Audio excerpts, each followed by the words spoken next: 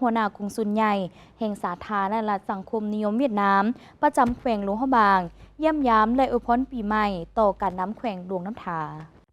วันที่20 มีนาคม 2025ที่ห้องรับแขกห้องว่าการแขวงท่านนางเกี่ยวตีห้างฟุกหัวหน้ากงสุลใหญ่แห่งสาธารณรัฐสังคมนิยมเวียดนามประจำแขวงหลวงพระบางพร้อมคณะ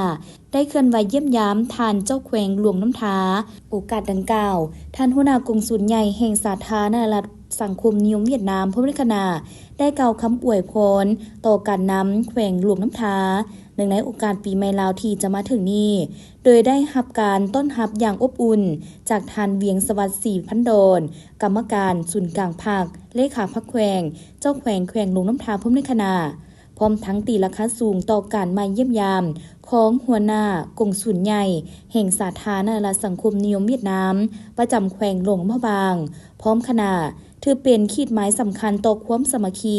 อันสนิทแน่นและเป็นการเพิ่มพูนคุ้นสร้างสายพัวพันหัวมืออันเป็นมูลเสื้อระหว่างลาวเวียดนามวอลหลวงวสพแม่นองค์การปกครองแขวงหลวงน้ำทากับกงสุลใหญ่สาธารณรัฐสังคมนิยมเวียดนามประจำแขวงหลวงพระบางให้นับมือแน่นแฟนและเจริญงอกงามยิ่งขึ้นพร้อมนี้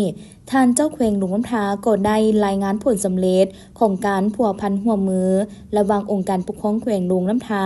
กับบรรดาแขวงแฮกเซียวและแขวงมิตรภาพของสาธารณรัฐสังคมนิยมเวียดนามในระยะผ่านมาโดยเฉพาะแม่นการเคลื่อนไหวเยี่ยมยามมิตรภาพของคณะผู้แทนขั้นสูงแขวงหลวงน้ำทาอยู่บรรดาแขวงภาคเหนือของสาธารณรัฐสังคมนิยมเวียดนามซึ่งเป็นการทบทวนคืนหมักผลการพัวพันหัวมือพร้อมทั้งเป็นการเสริมสร้างสายพัวพันหัวมือที่เป็นมูลเสื้อและหยะพันมาให้นับมือนักแน่นเข้าสู่เรื่องเด็กเก่าโอกาสเดียวกันท่านหัวหน้ากงสุลใหญ่แห่งสาธารณรัฐสังคมนิยมเวียดนามประจำแขวงหลวงพระบางก็ได้มอบของขวัญให้แก่กันน้ำแขวงหลวงน้ำทา